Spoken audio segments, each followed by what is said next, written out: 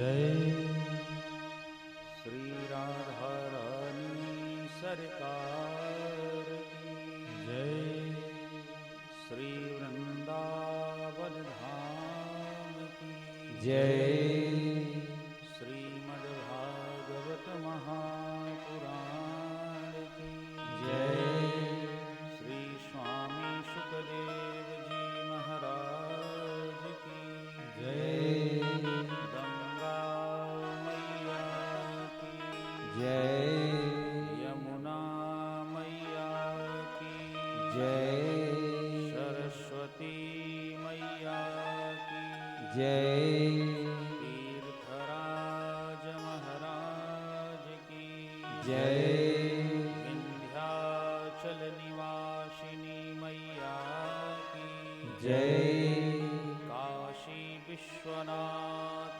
भगवान की जय अवध धाम की जय गुरुदेव भगवान की जय ब्रह्मलीन श्री स्वामी जी महाराज की जय जय जय श्री राधे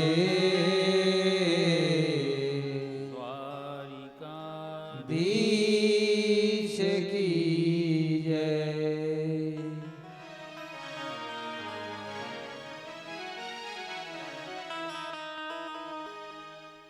एकदन्तो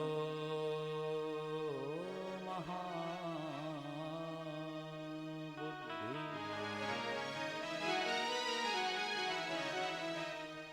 सर्वज्ञो गणनायकः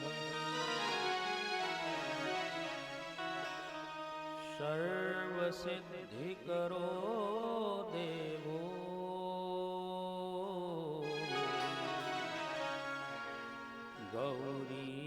गौरीपुत्र विनायकः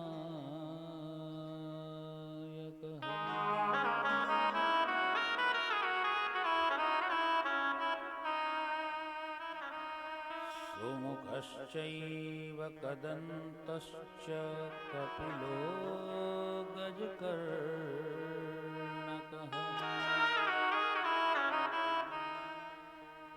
लम्बोदरश्च विकटो विघ्ननाशो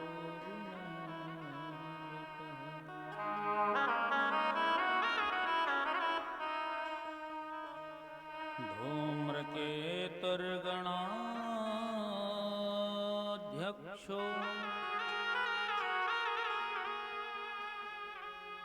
भालचन्द्रो गजा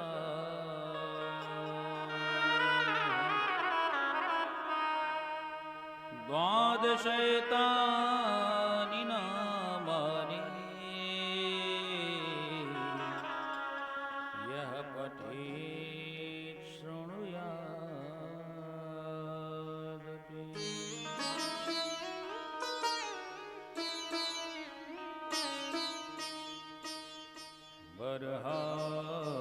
बर्हापीडं नटवरवपुः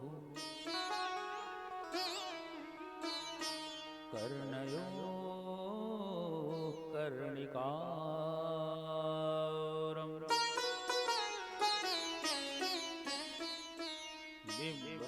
बिभ्रदवासः कनककपिशं वैजयन्तीं च मालाम्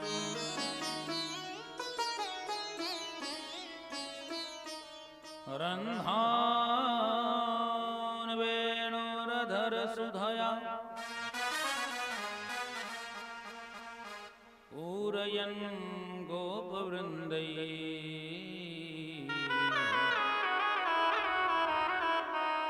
वृन्दारण्यं स्वपदरमणं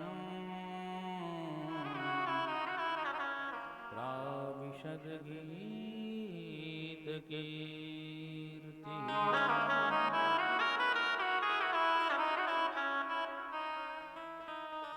ध्येयं सदा परिभवग्नमभीष्टदोषम्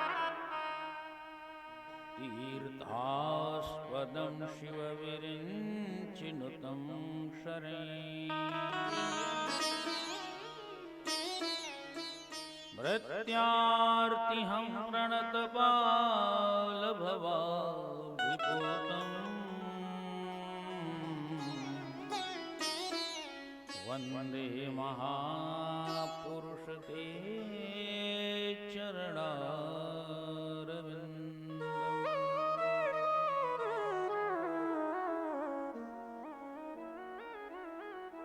गङ्गातरङ्गरमणीयजटाकलापम् गौरी निरन्तरविभूषितवामभागम् नारायणप्रियमनङ्गमदापहरम् वाराणसीपुरपतिं भज विश्वनाथ।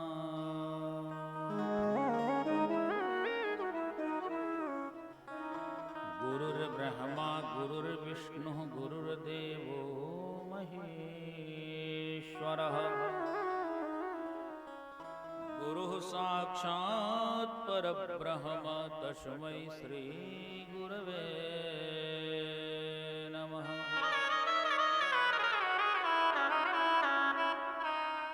विशुद्धानन्दसन्दोहं सच्चिदानन्दविग्रहं साष्टाङ्गं योगसंविन्नं गुरुं वन्दे सदा शिवम्। विशुद्धानन्दशिष्याय सच्चिदानन्दरूपिणे रामानन्दयतीन्द्राय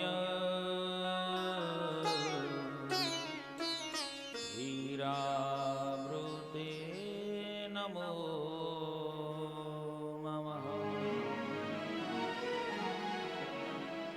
रामानन्दयतीन्द्राय धीरावृते नमो नमः। वृंदावन बिहारी लाल की जय। श्री राधा रानी सरकार की जय। श्रीमद्भागवत महापुराण की जय। यज्ञ नारायण भगवान की जय। राम देवी की जय। राम देवता की जय। श्री गुरुदेव भगवान की जय। ब्रह्मलीन श्री स्वामी जी महाराज की जय। जय जय श्री राधे द्वारिकाधीश की जय।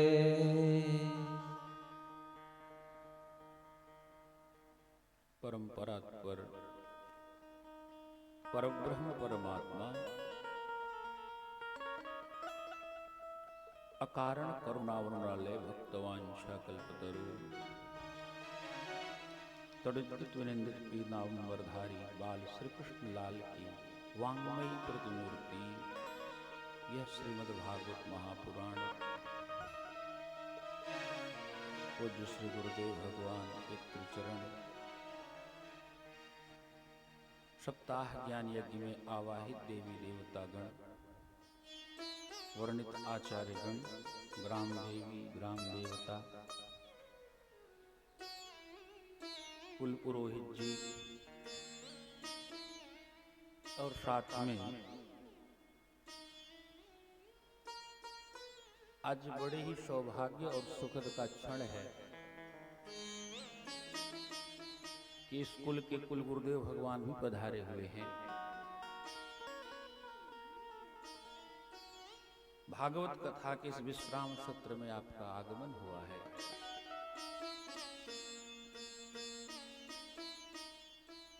अब अपने शिष्यों को आशीर्वाद प्रदान करने के लिए और इस यज्ञ को पवित्र, पावन, पुनीत और श्रेष्ठतम बनाने के लिए